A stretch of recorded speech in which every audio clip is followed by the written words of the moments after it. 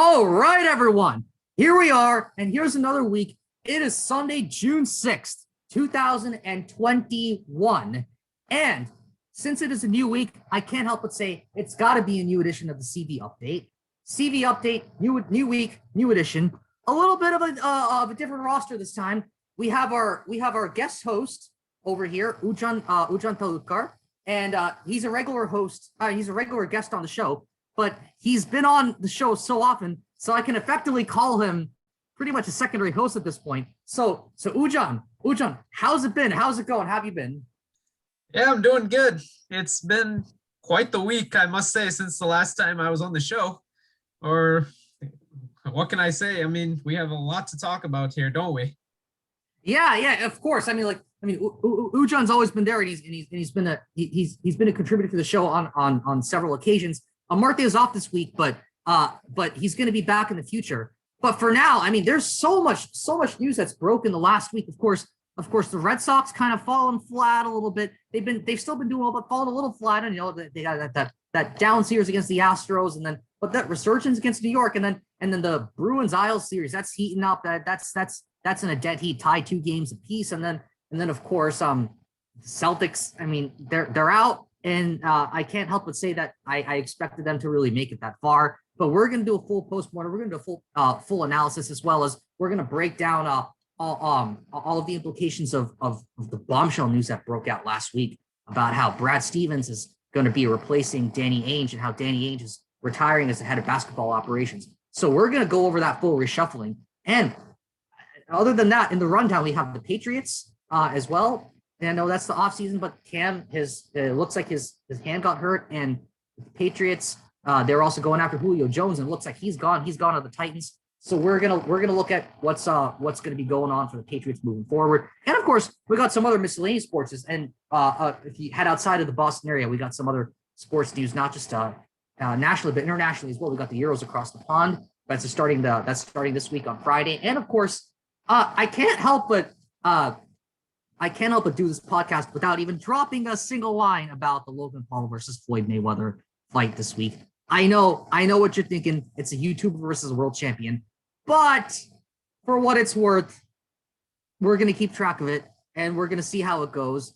We're going to get back to the following week and give a breakdown on that. But anyway, I'm going to hand it over to Ujan right now. And so we're going to start off with the Bruins. So last night, I mean, that was kind of a heartbreaker. I mean, I would have said it was a heartbreaker, but I mean, initially the Bruins, it looked like they were initially it started off with a little tight check, and there was a lot of fights, and it was a highly defensive game. And for a while, it took a good amount of time to even get our first goal, well into the second period, before David Krejci slapped home that rebound when the Bruins were able to sustain a lot of attacking zone time. But of course, that came in the aftermath of the first period, when David Pastrnak, he missed that wide open chance, and it didn't really seem like much at the time. But of course, now we know in retrospect, with that Game 4 loss, that looms huge right now. And of course, after the Krejci goal, the Islanders tied it pretty much right after that. And then both teams battled hard in the third period, but then the Islanders came right back. They got the lead, and then they slapped home 2 more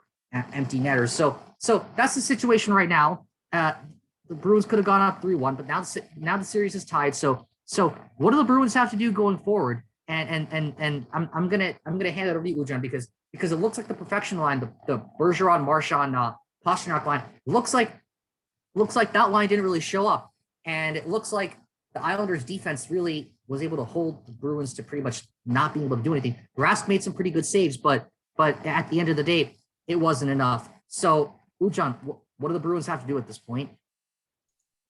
First things first, at least to me, the Bruins need to get out of the penalty box. I think the last round, they were in the penalty box way too much against Washington, and they were in the box a lot in Game 4. And usually when they're not in the penalty box, they play well. I think with the Pastrnak shot, I thought it was harder to hit the post than it was to score on. Jeez, I mean, I've never seen you gotta try to not score. It's almost like that. Seriously, I mean, I have never seen someone miss that much of a wide open net in hockey. Same on Varlamov. Normally he's a pretty good goaltender, especially against the Bruins. He made a colossal error, and like how did he survive that? That's one of those things where like when at the end of the series, when things go down either one way or the other, you're going to look back at those moments. And of course, we're looking back at it right now and in the aftermath of the Game 4 loss. But I mean, like what I got to say is that like none of the lines, it really seemed like none of those lines, the offensive lines really showed up. And of course, on the blue line, I got to say it probably hurt that they didn't really have Brandon Carlo. And how much do you think Brandon Carlo's absence played a factor in yesterday's loss? And how do you think that the Bruins are going to have to manage without him? Or do you think there's a possibility he could come back? And if he does come back, how do you think that's going to help them or not, in your opinion? Yeah, I think the loss of Carlo was massive. I don't think Tenorti played badly, but it's not what we needed for Game 4. The Islanders, I think, they controlled a lot of the game. I felt like, especially in the third period, and I think one of the points that at least one of the penalties rather that the Bruins conceded was the Charlie McAvoy high stick. While there were some non-calls that I felt like could have gone the Bruins' way but didn't, that one I felt like when you have one of your leading defensemen in the penalty box, I mean, yes, the Bruins killed that penalty off, but like it just didn't feel right offense to defense. I felt like Rask was our best player, and that's your goaltender. I mean, that just tells me you didn't really have much going forward. You were okay at best in defense. Having Matt Barzal score what ended up being the winner, like just batting a puck from midair when nobody's really contesting him. Like, I felt like that somebody could have. I mean, that was also an even strength goal. Like you have 5-on-5 hockey, and I feel like in hockey you should at least have man to man. Like everyone should be at least accounted for on the opposing team. So honestly, look, the Bruins with this series, we expected it to be tough. And I think we're proven right here. It's just that when you have the chance to go 3-1 up, you got to take it. And the Bruins last night did not do that. And that's the bottom line. That's the simple way of putting it. But they go back to that Barzal goal, and that line has always been deadly. And they burned the Bruins pretty hard when they faced them in the regular season. And of course, it took a while for the Bruins to get a hang of the Isles, because they lost their first several decisions against the Isles. And Semyon Varlamov was in goal for pretty much all of those games. And given all that, they still started Ilya Sorokin the first game. And I predicted last week that they were not going to stick with Ilya Sorokin, given Semyon Varlamov's record against the Bruins. And Semyon Varlamov, he's been on fire. And given the fact that Varlamov's played much better against the Bruins than Sorokin has, he's pretty much been as deadly as he has in the regular season. And going back to the Barzal line, the first couple of games, even the first 3 games, even the second game that they lost. I mean, the Bruins, I would say, did a decent job in containing that line. And in this game, it kind of felt like the Bruins were kind of scrambling, right? They barely struggled to get the puck out of their own defensive zone. They would somehow get it past the red line, and they would just dump it out. And then they would somehow try to chase it, and then they'd get tied up, and they get tied up, and then the Islanders would just regroup and then start their attack from there. And it never really felt like the Bruins were able to get sustained offense. They were never able to get sustained zone time, and whatever few chances they got, they pretty much squandered them. So I would say like it was an all out struggle, and I could see that they were trying hard. But I definitely think that they need to get a better strategy, because in the sense that, like, a lot of times I felt that when the Bruins gained the line, when they got into the offensive zone, personally, something that I felt is that I thought that they should have crowded a lot of their players like right by the net and just fired everything. And because there's an increased chance that you're able to slap them a rebound if you just shoot one on goal. And if you get a rebound, then there's a better chance that one of your guys is going to be able to get the rebound and shoot one home. But it took a while. I felt the Bruins were kind of like playing a lot around the boards. They're trying to play from wing to wing, a lot of cross ice passes. They're trying to shoot from range, and they're just trying to like beat the defenders one-on-one. They're trying to like to stick handle and do all sorts of finesse moves, which is kind of unusual for the Bruins, because they're a physical first kind of like gritty team that's just able to overpower you. And to me, I see that as kind of a loss of confidence because early on in the season, I think it's kind of gone to their head how they struggled against this Islander team. And Bruce Cassidy, he's got to do, in my opinion, I think he's got to do a better job in motivating them because I think I voiced this opinion earlier on during the regular season that when the Bruins struggled, he would call out his own players, something like that. But I think that if you have an issue with your players, if you have an issue with your guys, you should discuss that internally. Taking to the media and throwing them under the bus, I don't think that does anything good. And so I gotta say that Bruce Cassidy deserves a little bit of blame over here. But I mean, the good news is that they have 2, possibly 3 more games to remedy this. But even if they do, chances are they got to they got to face Tampa in the next round, and I'm not looking forward to that. I don't know about you. No, I'm not really looking forward to that one so much either, especially what happened last year in the bubble against Tampa Bay. Let's be honest. But I think having the 2 games in New York, I think when they had their, I guess when the Islanders had their crowd behind them, I felt like that made a difference. I think in the first 2 games at the TD Garden, the Bruins were at least up for it. And with Game 5 being in Boston, I think the Bruins should bounce back. I mean, it's home ice, and I feel like home ice. I mean, both teams have won a game at home, lost a game at home so far. Yeah, but at the same time, you can look at it as you've alternated wins and losses. The Bruins won the games 1 and 3, Islanders won 2 and 4. So it seems as though, and I think one of the things the Bruins needs to do is get the puck to the net. Like for example, Charlie Coyle in Game 2 drove the puck straight at Varlamov, and he scored. Like opening 2.5 minutes. So yeah, like he's stick handled to like 3 different guys, and he was just like go through, and he like a deke, and then he's just like shot one, like getting past Varlamov's pads, and it was like and Varlamov was able to sense the directional change, but he just wasn't able to react in time. And like he was able to pretty much get past everyone and take the fight right to Varlamov. But at the same time, like in Game 4, like David Krejci's goal came from the puck going straight to the net. I mean, yes, it was a rebound, but the initial drive was moving the puck to the net. At least I think it was Brad Marchand coming in. His initial shot was saved, and then Krejci was right there to poke home the rebound. So I think that has been working out for the Bruins. And remember that on that Pastrnak infamous miss, now I guess we'll call it. The puck was driven to the net. All the Islanders defenders were swarmed to the puck, and that left Pastrnak wide open on the weak side. But you see the pattern I'm trying. Classic defensive mistake, not taking care of the zones, and they're just puck watching. Yeah, exactly. And I think that seems to be a weakness for the Islanders. They tend to just swarm toward the puck, and that leaves one side open. And we all know what happened at that one. Maybe Pastrnak should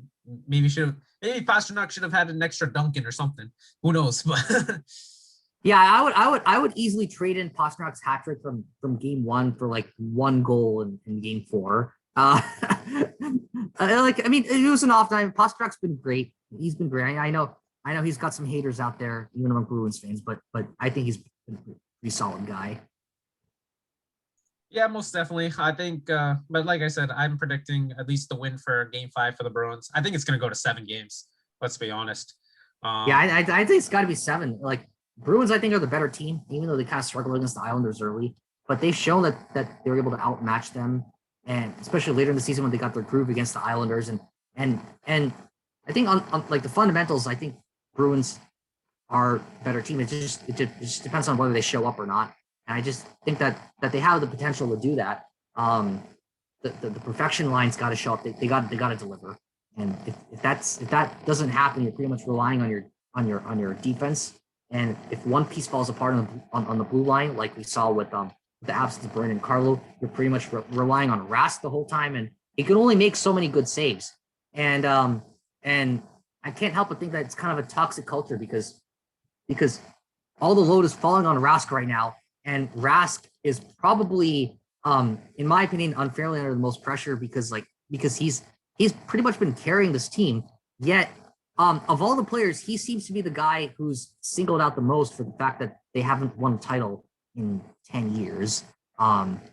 He seems to be the most hated guy in Boston right now. It's not that much of an overstatement to say that.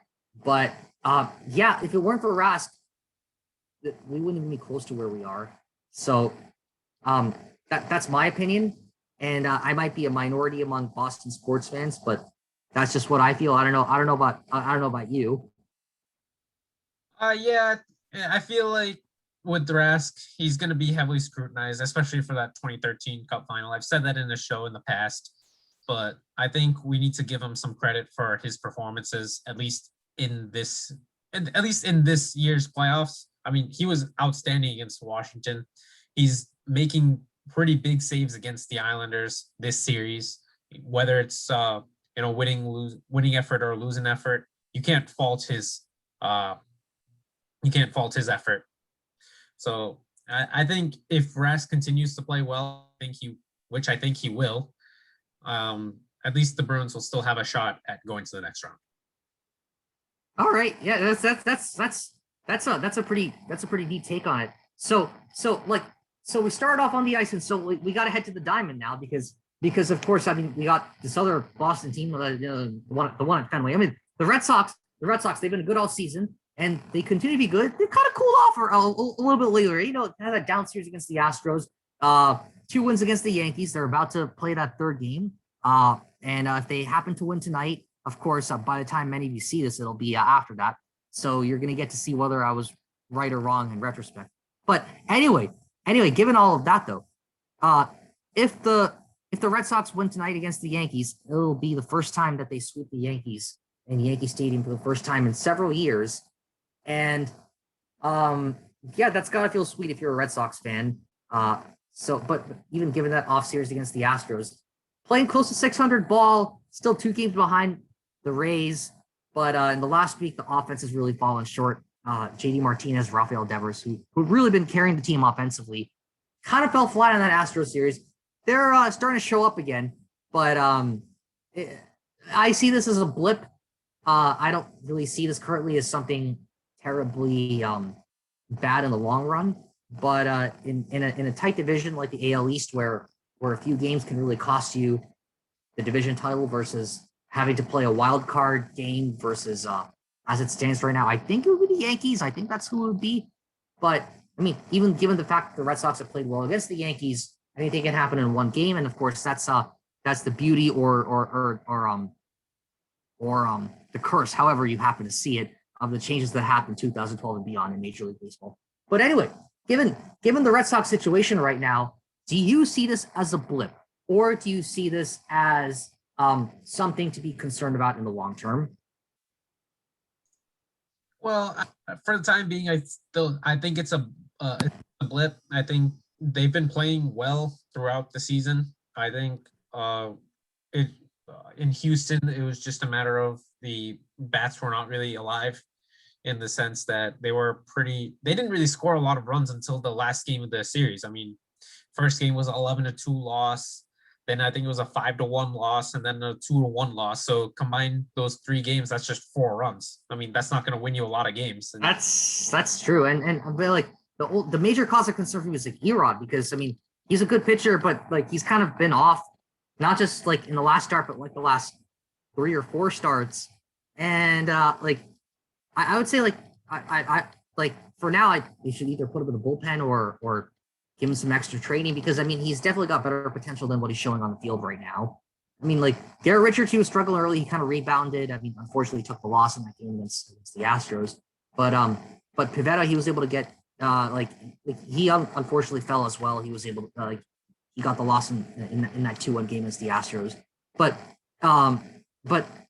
even after all of that, the Red Sox don't really have much to show from it. And usually I say pitching is king, but unfortunately this time it was the offense that fell flat. But what's your opinion on Erod right now? Do you think it's a short-term struggle? Do you think we gotta do something more fundamental? Is it something fundamental in his game that needs to change? Is he still the great pitcher he used to be, or do we have to really reassess the Red Sox really need to reassess their situation as a team right now and really take a deeper look at their pitching rotation. I still think the pitching rotation is at least a cause for concern, at least in the long run. I don't think the hitting is too much of a concern. I mean, I feel like when it comes to hitting, you at least kind of have some off days, which you can have, but pitching, at least it's not the same pitcher pitching every day, right? Versus when you're hitting, you're almost up there every single night at bat. So I think one of the things that the Red Sox should consider is at least putting Eduardo Rodriguez in the bullpen. He was off to a pretty good start, and he hasn't been doing well in his last few starts. The one consistent pitcher, you alluded to this earlier, was that it has been Nick Pivetta. I mean, the Houston game, which he lost, that was his first loss of the season. And he only allowed 2 runs. So it's not that he was doing terribly. And the only winner from that Houston series was... That's why the win-loss records are BS, if you ask me. Because it really depends on how much run support you're getting. Nick Pivetta, earlier on, he got a lot more run support. This time, he got no run support. Even though he gave up only 2 runs, he took the loss. So I'm ERA, in my opinion, is a far better indicator of how good a pitcher is than the win-loss record. But anyway, go on. Yeah, that's a fair point. But what I'm saying is you have to not only pitch well, but you have to hit well as well. There are 2 ways to go about it. And there are 2 aspects of baseball, I should say. So, but I think while you lost 3 out of 4 in Houston, you still have a series against Houston at Fenway Park this upcoming week. So it's a chance for the Red Sox to redeem themselves on their home field. And I feel a little more encouraged considering how they're playing against the Yankees. And I know the Yankees, they're not doing well when it comes to hitting, but the Red Sox actually had some clutch hits of themselves last night. Bobby Dahlbeck hitting that 2-run home run to blow the game wide open, really. I think it really came down to pretty good pitching from, I think it was Eduardo Rodriguez who was pitching against the Yankees. Not Eduardo Rodriguez, Nathan Eovaldi. I liked his fastball. The one thing I didn't like about the Red Sox, at least in the second game, was when Brandon Workman came on in the 9th inning. I wanted it to just be done with earlier instead of Matt Barnes. So, but that's kind of what I'm talking about. It's not just starting pitching, but it's also like middle relievers, and I guess closers okay, Matt Barnes. But I think the pitching needs to be addressed at least come the trade deadline. Yeah, that's a fair point. I mean, like, I mean, like the pitching has pretty much been doing its job. I mean, the rotation's been decent, but I actually think that the best time to put Erod in the bullpen, and I'd be very surprised if this doesn't happen, is I think it's going to happen whenever Chris Sale comes back, and I think that's on the cards for sometime next month, and it looks like he's about to recover. And if Chris Sale is the old Chris Sale, if he's a shutdown guy like he was in 2018, then I would even go to the extent of saying that Erod is potent in the bullpen. This is not any disrespect to Erod because he's in the bullpen. He just has to go out there for 1 inning or even 2 innings. He could even serve the role as a mid-game reliever, where if the starter doesn't really last long, he has to come in like the 3rd or 4th inning. He can. I feel pretty confident he can carry you into the 7th or 8th inning, and so Erod still has a very valuable role to play on this team. And I don't think his recent struggles have really defined him as a pitcher. But that's just my opinion. But the frustrating part is that the Rays continue to remain red hot. AL West continues to remain red hot, and the Padres, the Dodgers, the Giants, the White Sox, teams that were pretty much at or near the top last week are the same teams that are at or near the top this week. And the best are going up against the best, and the Red Sox, even if they keep winning, the other teams also keep winning, and that's the sign of any tight race. And in the middle of the season, it may not really seem like much, but it's going to seem like a lot come October time. But with the Red Sox, they definitely have the pieces together, and they have the tools to make it all the way to October. So So I'm not too worried about the Red Sox. But anyway, we've talked about the Bruins, we've talked about the Red Sox. So let's get to that other team that plays at TD Garden. We talked about one of the teams that's in TD Garden, the one that plays on the ice. But once we get to the one that plays on the court, then that's when things get a little uglier. I mean, most obviously, one of them is still in, one of them is out. That's the most obvious comparison. But just how it happened, I can't help but think that it was ugly. And I've been saying this earlier in the season. I think, John, you had been saying this earlier in the season that the Celtics have a very defined ceiling. And I think we had said earlier on the show that every time they lost against Brooklyn, yeah, like they're good, they're a good-ish team, but yeah, they're not going to be able to take down the likes of Brooklyn. And sure enough, they got bounced in 5 games. That's normally that would be the lead, but of course, bigger stories have to have broken in the last week, and Brad Stevens is not the coach anymore. Okay, he's not the coach anymore, but guess what? He gets to name his own replacement because now he's the head of basketball operations, and Danny Ainge is out by his own will. So the Danny Ainge era is over. So the record to show for that is that in close to 2 decades, okay, the Celtics have a title. It was the first one in 2008 since '86. It was against the Lakers. A couple of years later, they lose to the Lakers in the finals, and the Big Three era comes, the Big Three era goes, and it's been kind of flattish to kind of mediocrity. Maybe that's a little harsh to say mediocrity, but they did make some conference finals under Brad Stevens. But since they were never really quite able to get over that hump, I'm just curious, what do the Celtics have to do from this point onwards? Is it free agency that they need to tackle? Do they need to amass draft picks? Do they just need to, is it more fundamental? Do they need to coach their players who they already have better? Of course, now the coaching position is open. So there's a lot of moving parts for the Celtics. And so given all this uncertainty, I'm just curious what your take on that is. Yeah, I think the first thing they need to do is find a coach, because without a coach, at least in any sport, I think you need to have a coach who has a plan for the team based on what's already there. Yes, you're going to inherit some players, and you may say, so whoever comes in as the coach will say, oh yeah, I want to build my team around, so let's say Jason Tatum. That kind of makes some sense, right? Yeah. It's just a matter, like, I want to see like at least a plan for the Celtics, and I think who they appoint as head coach will determine what direction they head in. I think with a younger coach, say I've heard the names of Jason Kidd being tossed around. You have like a younger coach who played in the NBA fairly recently, and now Brad Stevens is pretty young, to be fair. Yeah, but when that is true, but Jason Kidd is one of the soon-to-be Hall of Famer, like in the NBA. That's true. That is also true. Yeah. So I think, and as someone who hasn't had so much coaching experience, yes, he coached Brooklyn and Milwaukee, but he wasn't great at either. Let's be honest.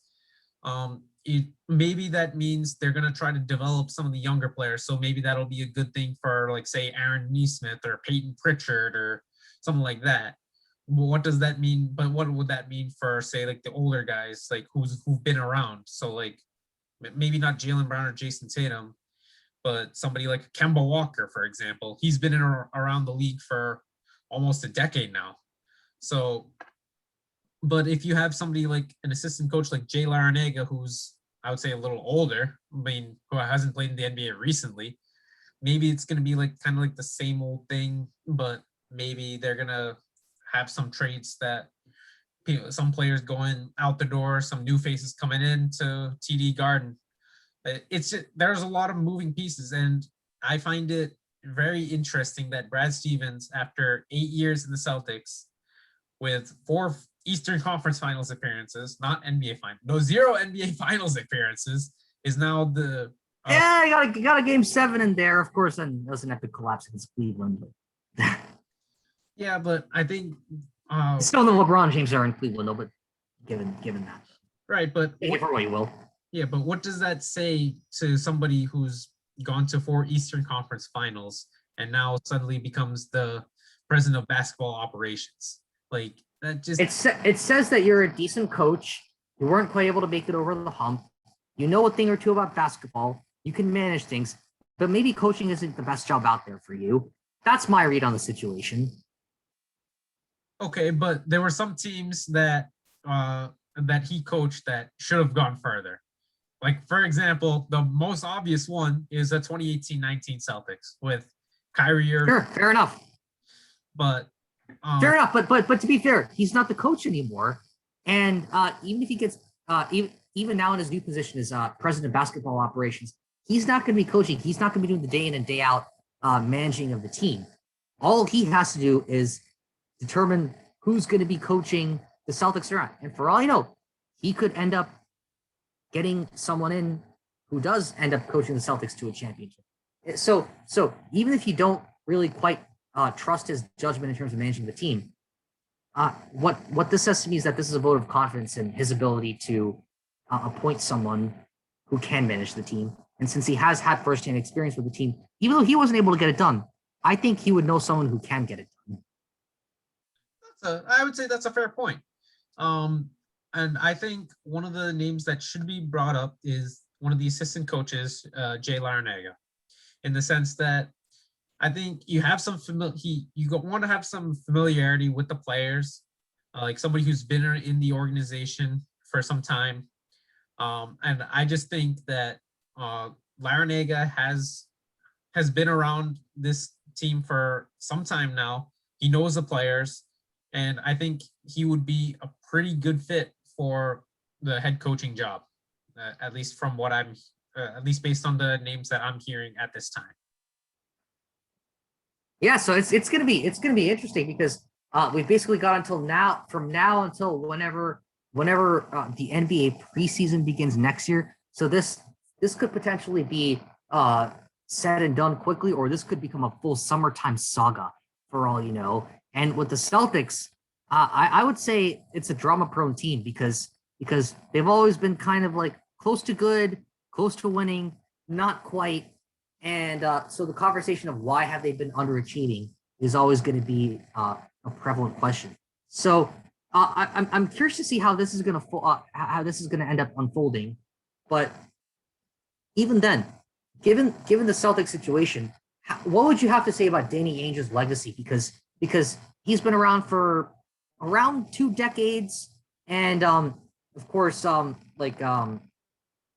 got KG, and I mean he was part of building that big three era. Of course, the big three era came, the big three era went.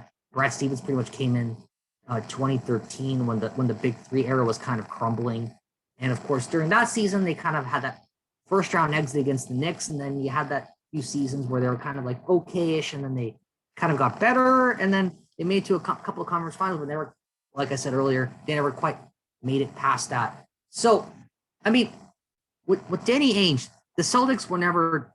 I think it's fair to say that there were very few years when they were absolutely terrible. Of course, the year before they won it all in 08. They were pretty terrible the year before that. But given the entirety of Danny Ainge's record as president of basketball operations with the Celtics, what's your opinion on his legacy?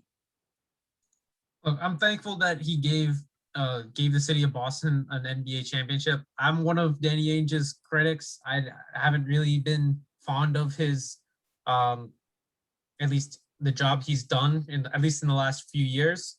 But first and foremost, I will say that he brought us a championship. I'm grateful for that.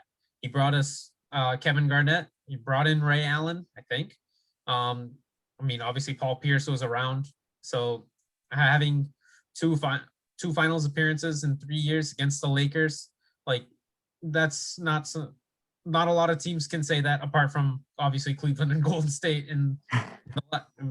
But that being said, after that, I think he did okay in the drafts. I mean, Jaylen Brown and Jason Tatum, yes, there were big hits, but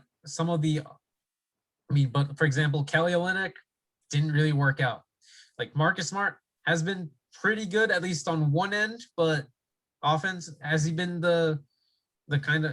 has he been worth like a number 5 overall pick like he was in 2014? I'm not really sure, to be honest. He's had some, I would say, interesting trade decisions. I mean, bringing in Isaiah Thomas, that was great to. I actually was a fan of it because I thought it would be a great fit for what the Celtics were trying to do. And then I liked IT a lot. I loved it too, but trading him after in 2017 didn't make sense, at least. And then having, well, I guess along with Jay Crowder and Ante Zizic, and then they had.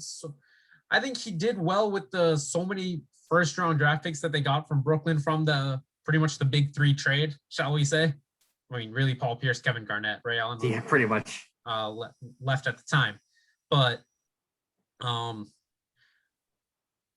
like I said, it really comes down to yes, he brought us a championship, but was it enough? I would say no.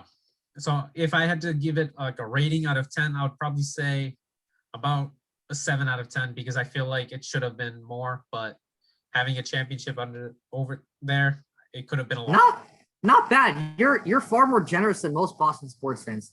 I was just listening to Sports Hub. I was listening to WEEI, and the people who called in, they were pretty bitter about Danny Ainge's legacy. Like, oh, Danny Ainge, one title in close to 20 years. That's atrocious. That's not good enough. This is a city of champions. Given that, though, yeah, but I would have to agree more with you in the sense that it could have been better. Yeah, you got to give it that. That's why it's not a 10. That's why I'm probably, in your opinion, it's a 7. I will probably give it maybe like a 6 because 20 years is a long time to get more than one championship. Definitely better than a 5 though, because 5 implies mediocrity. And I would think the Celtics were slightly better than mediocre. I think it's fair to say. I'm gonna give him a 6 out of 10. But okay, so we've been to the ice, we've been to the field, we've been to the court. So let's head to the gridiron. We're pretty much in the heat of the NFL offseason, but not really much going on for the Patriots. I mean, there was that whole saga about are they going to get Julio Jones? I mean, he's off to the Titans. Who knows what the thinking was behind that decision? I don't know if he thought that was a good decision or not, but it is what it is. Of course, Cam Newton, he's still the QB. His hand got hurt. Is that going to play into the Mac Jones versus Cam Newton discussion for who's going to be the QB? I mean, the consensus seems to be that Cam Newton's going to be the QB. Mac Jones is pretty much going to be the guy who's going to get mentored by Cam Newton. Let's see if it plays out that way. But I'm just curious to know what your thoughts are on that. Yeah, so what I've heard is that ESPN reported that Cam Newton just has a slight bruise in his hand. It doesn't seem very serious, which is a good thing for Cam Newton's point of view. You don't want to see players get hurt in training camp, let's be honest, regardless of your opinion on them. Like, yeah, I think it's just a small thing. Like, you know how the Red Sox just have like a little blip. I think this is just a little blip in the OTAs. Though that the day Cam got hurt, Jarrett Stidham was the most impressive QB, at least according to Mike Giardi, and Mac Jones wasn't as sharp. But you can have like one good day but like it has to be like consistently good days. Like, I'm not gonna read into just Jarrett Stidham having one good day and then suddenly he's gonna be the starter week 1. Like, I'm not gonna buy into that just for that one day. Like, you need to consistently perform well. I think that's what the OTAs are for. I mean, they're not just one day things. Like, if we had just OTAs for one day, you would probably know who your starting QB was. At least you'd have some idea before preseason games, right? So it's really, I think at least there's 3 months before the season starts. So maybe this, like I said, we'll probably just forget about this in 3 months' time when week 1 rolls around. I hope so. I'm really hoping so, because I hope this doesn't end up being the thing that does them in. No, I hope not too, but I think when you have one QB down, at least you have to train up the other guys in behind them. So, of course, the shock story would be like if Cam Newton can't play and Mac Jones has to step up and because we all remember the last time that the main QB was not in peak condition and backup had to come in. The rest is history. Right. But let's with that. Obviously, time will tell whether my comparison to Mac Jones to TB12 is hyperbole or not. But hey, it's just something to think about. Yeah, of course it is. But and of course injuries are part of the game. Like you can't really predict when they're going to happen. You just kind of have to take it as is and kind of work your way around it, right? So, and whether it happens to a QB, it could happen to a wide receiver. Like you want to depend on one wide receiver to throw the ball, which is a bold move, let's be honest. Yeah.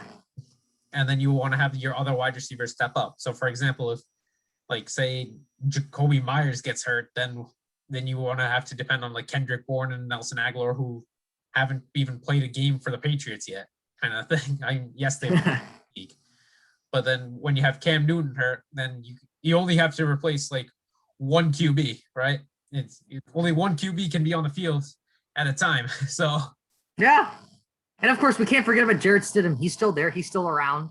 Yeah. So I mean, he's gonna probably have an opinion about all of this, but yeah, given the way it looks right now, it looks like it's gonna be Mac Jones, Cam Newton. Hopefully this is a blip where it's just a temporary hand issue. We got several months to go before the season starts. But I mean, the weather is hot right now, and that's usually one thing, though. That's usually one. Yeah, go ahead. Sorry. I would have said that. I would have been less concerned with Cam Newton's injury if it was his non-throwing hand, but because it's his throwing hand, this what's a little more concerning.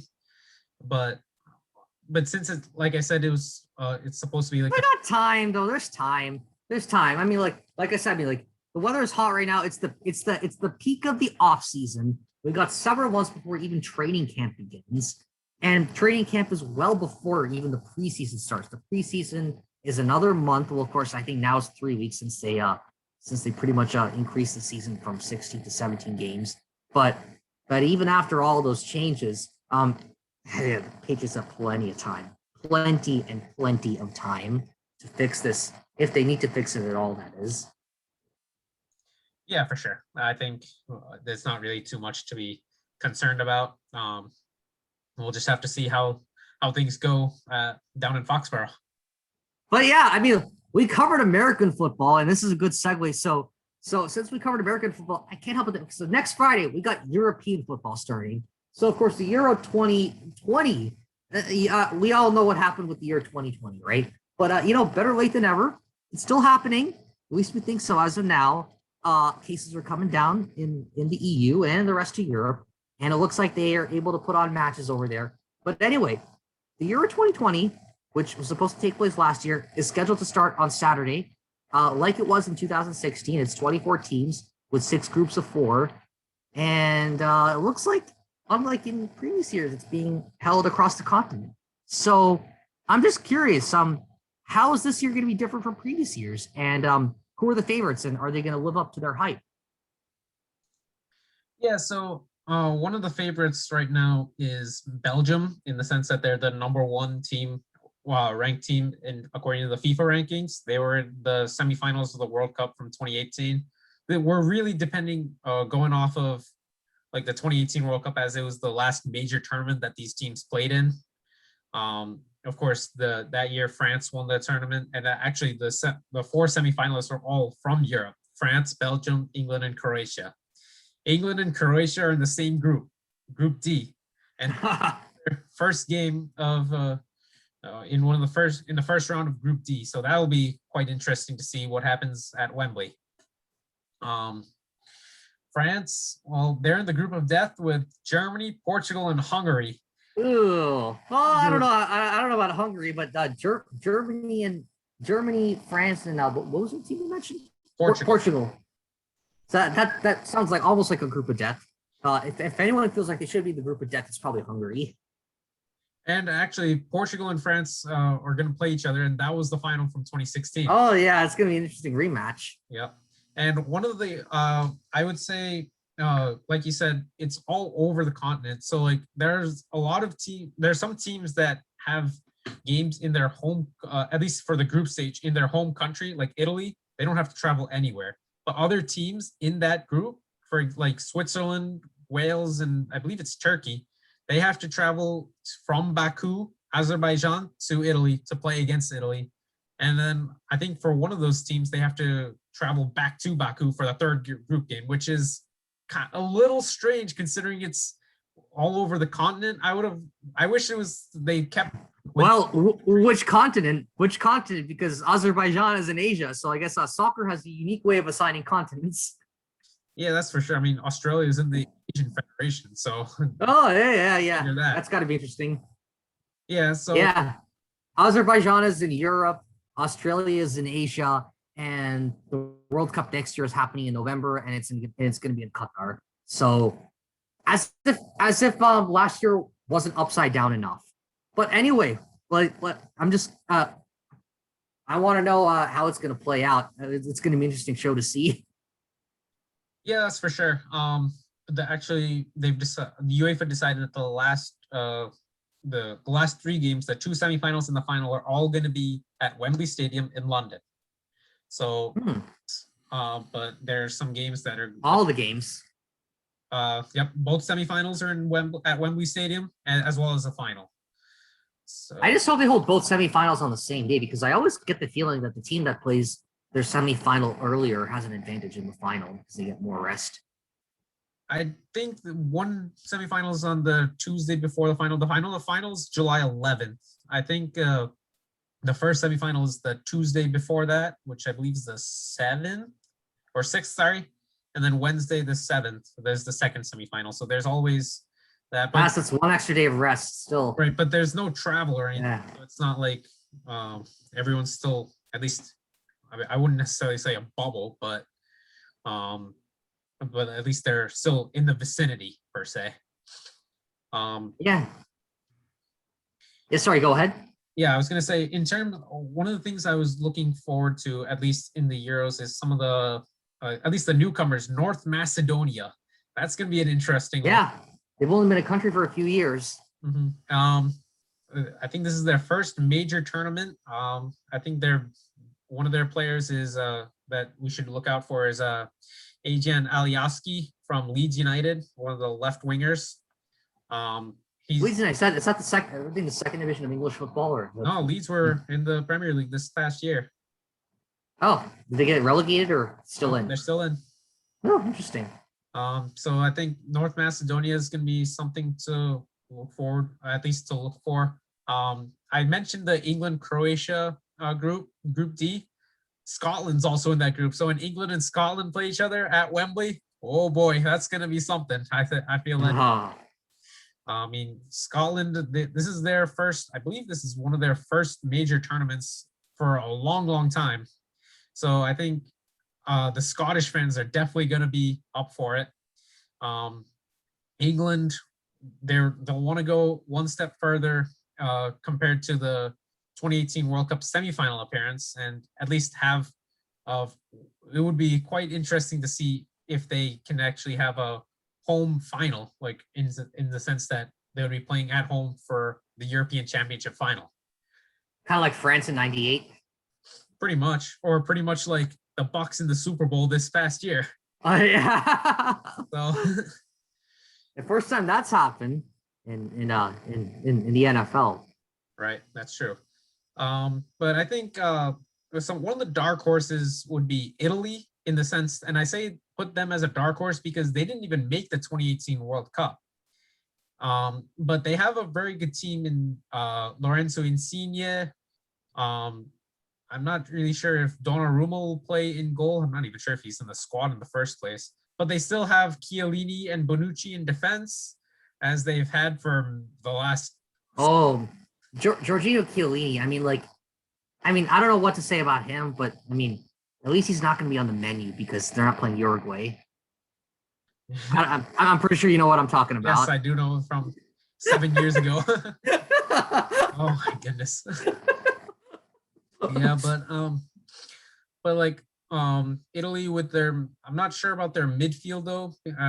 Jorginho can play a good pass, but is defensively, I think Italy's midfield has not been the strongest in years past. They've had Pirlo's and their Gattuso's and Ambrosinis, and it's not really that anymore. Now it's become Jorginho, and I'm not really sure who else. I guess their offense is pretty good with Chiesa. But we'll have to see how they do in their first major tournaments since 2016, really. Um, and I think I had some high hopes for the Netherlands, but with the Virgil van Dijk out, that I'm not really sure how they're going to do. I guess they have Depay, and I haven't really looked into their schedule, into their squad too much, but I think they have a lot of young talent. Netherlands are one of the teams that also missed the 2018 World Cup. So, and they didn't even make the Euro 2016. So it's been since 2014 that they've been to a major tournament, the 2014 World Cup, which they finished third place in. So, but the 2014 team from Van Persie and Arjen Robben, those guys aren't there anymore. So now you're talking like almost a whole new team there. Oh, come on. So then who's gonna take a terrible dive when next time we play against Mexico? That we'll have to find out. But I think this is one of the more wide open European tournaments, in the sense that it's all over the continent. Some teams have to travel extraordinary lengths for games. Some teams just have to chill out at home, really. So I think one of the teams that'll be heavily watched is Germany, in the sense 2018 World Cup. It's a perennial heavyweight, but they kind of ducked out early that year. Yeah, 2018 World Cup didn't even make it out of the group stage, especially as the defending World Cup champions. This will actually be Joachim Löw's last tournament as the Germany coach. So I think he'll want to go out on a very high note. At least I would think so. They already have their replacement ready, and Hansi Flick, the soon to be former Bayern coach. I think from that 2014 World Cup team, you still have Neuer in goal. You still have Thomas Muller. There's a lot of young talent in that team. It's like Serge Gnabry, Leroy Sané.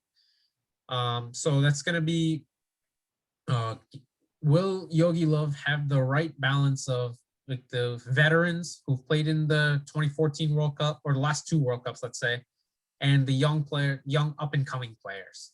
And they, like I said, they're already in a tough group with France and Portugal there. So and then of course with Portugal, we all know at least the best of all time in Cristiano Ronaldo, in my opinion. But now they have arguably the best of all time. Arguably. Yeah. Of course, that's gonna be the perennial discussion. Ronaldo, Messi. That's gonna be up there for a while. And then, but outside of Ronaldo, now you have Bruno Fernandes. Plus, I think they have João Moutinho in midfield. They have Rafa Silva. They have Francisco Trincao. So, and then of course Pepe, the 38-year-old Pepe in defense. So I think, with this team, they have a shot at repeating as European champions. But interesting. But for me, I'm gonna pick Belgium to win this tournament.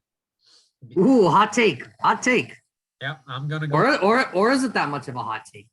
Well, when you have Romelu Lukaku up front, who had an MVP season in Italy for Inter Milan, you have Dries Mertens on one side, you have Yuri Tielemans playing amazing passes from midfield, you have Timothy Castagne on one end.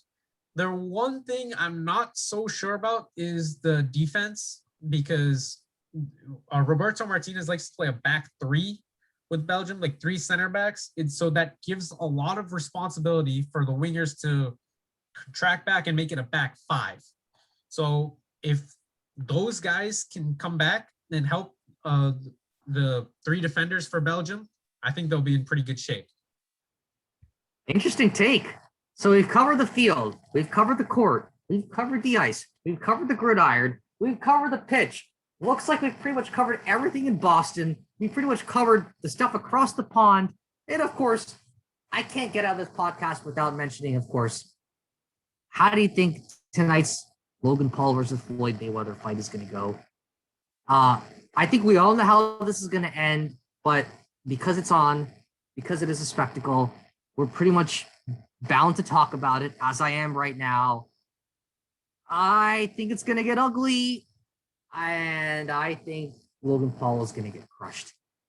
And for all the hype that Logan Paul is putting up there, it's a YouTuber versus a world champion.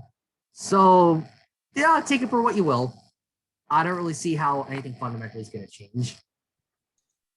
I don't either. I mean, for someone who doesn't really follow UFC that much, Me neither. But of course, this is a spectacle that's got to grab your attention. Though. Yeah, it's a spectacle. Sure. I see this as a form of entertainment more than any actual sport. Yeah. But because it's on the landscape and it straddles the boundary between sports and entertainment, so I figured I'd throw it in here. I would even be surprised if this even goes past one round. Let's be honest. No, yeah, I remember Pacquiao, Mayweather. I remember Mayweather, McGregor. I remember both of those. Yeah, both of those didn't really last very long. Granted, I don't follow UFC. So those of you who are viewers who do follow UFC, feel free to send in emails or comments, correcting me and giving your opinions. If you do that, we'll cover that on the show and we'll talk about it. We're always looking for people to interact with us. But anyway, it's been another week and it's been another great week for the CV update. And Amartya should be back with us next week. But in the meantime, well, Ujan, I got to thank you for joining us, and he's been great. He's contributed a great deal, and so as we go another week, we'll have to see how the next week unfolds for all the major four sports teams for in New England, and of course other developments. We're going to see how the Euros are going. So we're in June. We're in the height of things. We're in approaching the peak of summer. So the sports calendar pretty much doesn't stop now that things are approaching back to normal. So I gotta say, yeah. So to all of you out there, for all of you watching on YouTube, thank you for watching, and I gotta say, like, subscribe. Thanks to Ujan, thanks to Martha, thank you to everyone on the CV Update team, and follow us wherever you get your podcasts, and thank you very much. We'll be back next week, but until then, go Boston, Beantown, it is.